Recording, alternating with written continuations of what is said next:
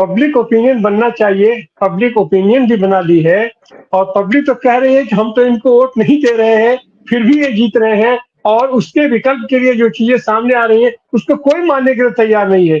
जनता तो केवल एकमात्र हम यही चाहते हैं और स्वस्थ जनतंत्र का यही तकाजा है कि हमारी जितनी संवैधानिक संस्थाएं हैं, सब सही तरीके से, पारदर्शी तरीके से काम करें और लेकिन फिर भी नहीं कर रही हैं। उसमें अपने न्यायपालिका के ऊपर ये जो संकट आया है और अपने राज्यसभा का उपसभापति भी ये उपराष्ट्रपति भी आज की तारीख में अपना संदेह के घेरे में उनके खिलाफ अविश्वास प्रस्ताव ऑलरेडी पेश हो चुका है।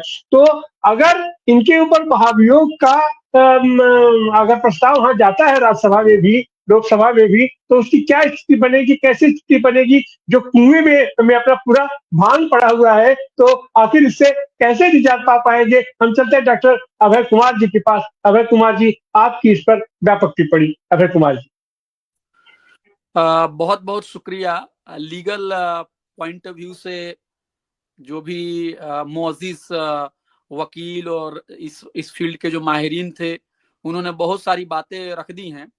मैंने अभी थोड़ी देर पहले, कुछ घंटे पहले, जो वकील साहब, जो इलाहाबाद के जो जज साहब हैं, शेखर कुमार यादव जी, जिनका 3 दशक से भी पुराना उनका ये जो विधि और लॉ के क्षेत्र में उनका अनुभव है, उनकी जो स्पीच है, जो उन्होंने विश्व हिंदू परिषद के जो एक लीगल सेल है उसके तहत में दिया था, उसके बैनर तले दिया था, इलाहाबाद हाई कोर्ट के जो कैंपस है उसके भीतर रह के दिया था, उसको मैंने बड़ा ध्यान से देखा, बहुत सुना, मैंने उसको गौर किया, उससे कुछ नोट्स भी लिए और मैं वो बात आपके सामने शेयर करना चाहूंगा।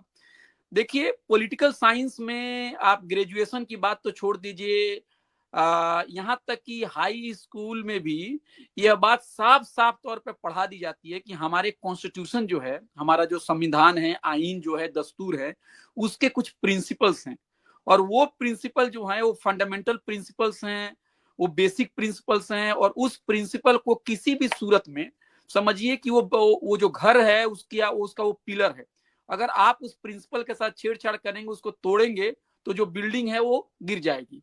वो प्रिंसिपल हैं, सेकुलरिज्म है, माइनॉरिटी राइट्स है, प्लुरलिज्म है, जस्टिस है, इंक्लूजन है, यानी धर्मनिरपेक्षता, अल्पसंख्यकों के अधिकार, एक आपको सबको समाहित करके सबको साथ लेके चलना, ये सारी चीजें, इंसाफ, ये सारी चीजें उसके अंदर में है। लेकिन जज साहब ने, जिनको कि 3 दशकों से ज्यादा अनुभव है, जो हाई कोर्ट, जो इलाहाबाद हाई कोर्ट है, उत्तर प्रदेश जो देश का सबसे बड़ा राज्य है आबादी के एतबार से, वहां वो बैठे हुए हैं और उन्होंने कुछ ऐसी ऐसी बातें कही हैं जो कि छठा क्लास का जो बच्चा भी होगा वो भी इन बातों से असहमति जाहिर करेगा।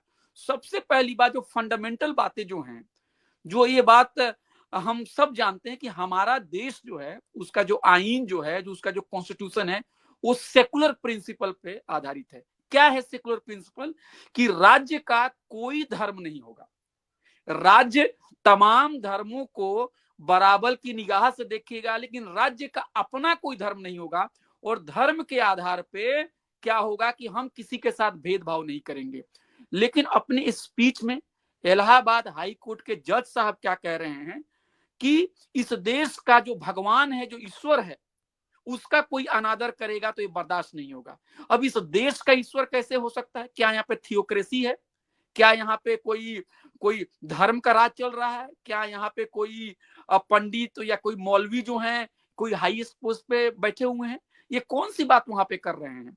और अगर उनके आप स्पीच को देखेंगे, साफ साफ वो कह रहे हैं कि हम आपसे यह अपेक्षा तो जरूर करेंगे कि इस देश की जो संस्कृति है, इस देश के जो महापुरुष हैं, इस देश का जो ईश्वर है, उसका निरादर उसका निरादर करने का कोई अधिकार नहीं है। तो ये मुसलमानों को खिताब कर रहे हैं और वहां पे आप और वो अदरिंग के तौर पे वो बात कर रहे हैं। एक जज जो होता है, उसके सामने जो कोई व्यक्ति आता है तो वो हिंदू और मुसलमान नहीं होता, वो नागरिक होता है, वो फरियादी होता है, वो इंसाफ के लिए गुहार करता है, वो हिंदू और मुस्लिम नहीं होता है। लेकिन आप उनके 33 मिनट के पूरे स्पीच को अगर आप देखेंगे तो पूरे स्पीच के दौरान वो मुसलमानों को अदर बना रहे हैं, गैर बना रहे हैं, दूसरा बना रहे हैं और हिंदुओं को खुद से अपने आप को जोड़ रहे हैं और कह रहे हैं इस देश का जो ईश्वर है, अब कौन सा ईश्वर है भाई, ये क्या थियोक्रेसी यहाँ पे आके, उसका अपमान मुसलमान करेंगे तो बर्दाश्त नहीं हुआ। मुसलमान शब्द का इस्तेमाल वो नहीं कर रहे हैं, लेकिन उन्होंने हलाला की बात की है, वहां पे उन्होंने ट्रिपल तलाक की बात की है, उन्होंने ये भी कहा है कि मुस्लिम समुदाय जो है बगैर नाम लिए ये लोग अपने बच्चे के सामने जो होता है वो पशुओं की हत्या करते हैं, तो किस तरह से उदार हो सकते हैं। और उन्होंने अपने आप को यानी हिंदू समाज को उदारवादी, उनको लिबरल, उनको शांति का दूत, उन्होंने अहिंसा का पुजारी कहा। और देखिए एक जज साहब ये कैसे कह सकते हैं कि आप वकील हो सकते हैं, आप व्यापारी हो सकते हैं, आप व्यवसायी हो सकते हैं, लेकिन आप सबसे पहले हिंदू हैं। ये कौन सा जज साहब हैं कि वो उनको हिंदू होने पर गर्व हो रहा है और वो हिंदुत्व की बातें कर रहे हैं। तो आप देखेंगे कि उनकी बातों से मेजोरिटेरियनिज्म जो है ना, वो मेजोरिटेरियनिज्म जो है उसकी बू आ रही है। और वो धमकाते भी हैं मुसलमानों को। वो मुसलमानों को धमकाते हुए क्या कहते हैं कि हम सहिष्णु जरूर हैं, हम बर्दाश्त जरूर करते हैं, लेकिन हम कायर नहीं हैं। यानी वो दूसरों को धमकी भी दे रहे हैं। मुझे लगता है कि जो कपिल सिब्बल साहब और बाहर और बड़े बड़े जो वकील कर रहे हैं कि ये हेट स्पीच के दायरे में आता है, ये कॉन्स्टिट्यूशन के खिलाफ है। कोई भी जज जो है, कोई भी सरकारी अहदे पे काम करने वाला इंसान या कोई भी नागरिक जो संविधान में यकीन रखता है, वो कभी भी पब्लिक लाइफ में किसी के साथ डील करते हुए वो उसको हिंदू और मुसलमान के बाइनरी में नहीं देख सकता है। सर आखिरी बात मैं यही कहूंगा कि मेरी पीएचडी मुस्लिम पर्सनल लॉ पे है। वो पीएचडी मैंने जेएनयू से पूरी की है, एक किताब भी उसके ऊपर आ रही है, और उन्होंने ये पूरे प्रसंग को मुस्लिम पर्सनल लॉ और यूनिफॉर्म सिविल कोड के मामले को भी छेड़ा है। और मैं अपना सर पीट रहा था कि इतने काबिल वकील और इतने काबिल जज होने के बाद भी क्या उन्होंने 21 यानी 21वीं लॉ कमीशन की रिपोर्ट नहीं पढ़ी है, जिसको खुद 2018 में जमा किया गया था। खुद एक स्टेचुरी बॉडी के तहत वो रिपोर्ट उसको बनाया गया है। उस रिपोर्ट में साफ कहा गया है कि भारत जैसे विविधता वाले देश में जो यूनिफॉर्म सिविल कोड की कोई जरूरत नहीं है, लेकिन यूनिफॉर्म सिविल कोड को जिस तरह से हिंदुत्व के संगठन मुसलमानों के खिलाफ जहर उगलने का एक मौका ढूंढते हैं, उसी नैरेटिव को इन्होंने आगे बढ़ाया है।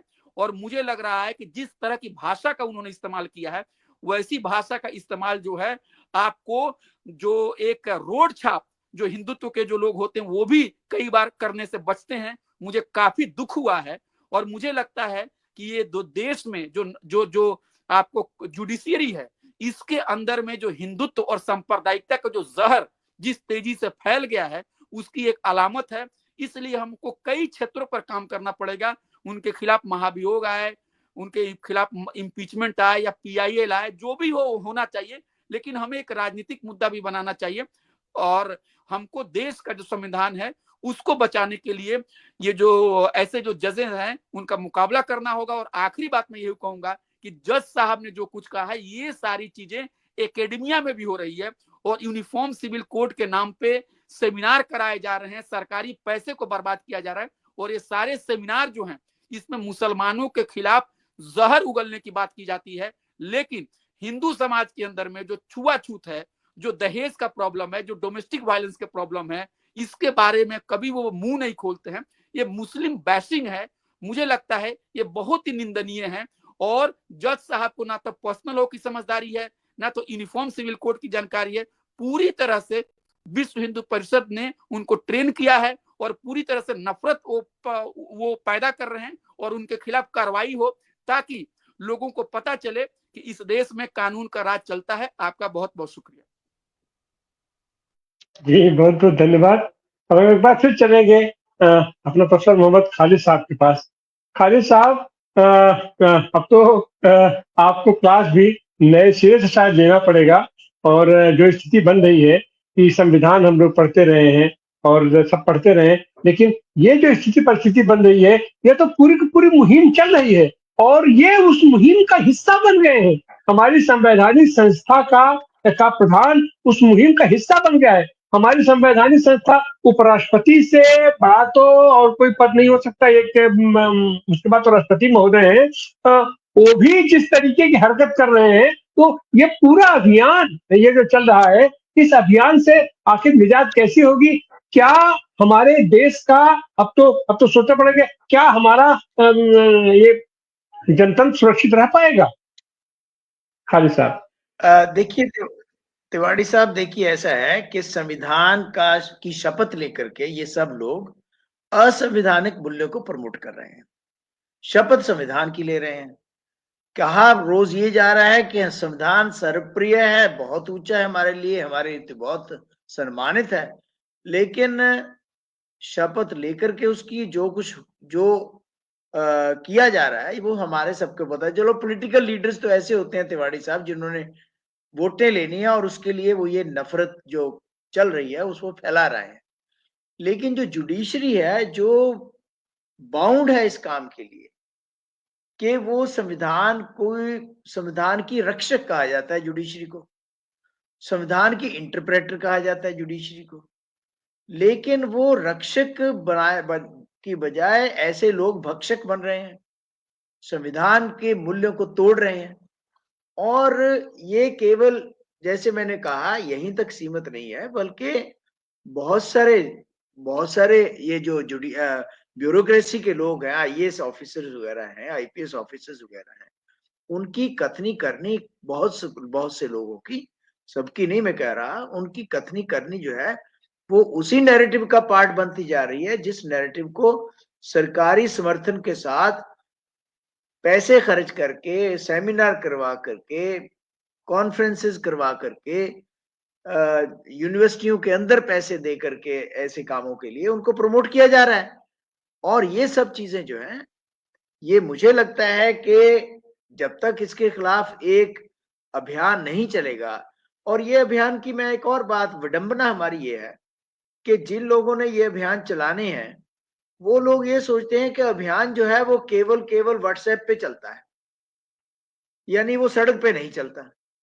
और इसलिए क्या है कि हम व्हाट्सएप रेवोल्यूशनरी बन के रह गए हैं, सोशल मीडिया के रेवोल्यूशनरी बन के रह गए हैं। सड़क पर आने से ना कोई बुलाता है आपको, ना कतराते हैं, बल्कि पॉलिटिकल पार्टीज भी सारे कैंपेन व्हाट्सएप पे चलाती हैं, जिससे क्या होता है कि उसको काउंटर करने के लिए जो सरकारी अभियान है, जो सरकारी आईटी सेल है, लेकिन उनके पास तो सत्ता है भाई, उनके पास तो सत्ता भी है और साथ में आईटी सेल भी है, सोशल मीडिया भी है।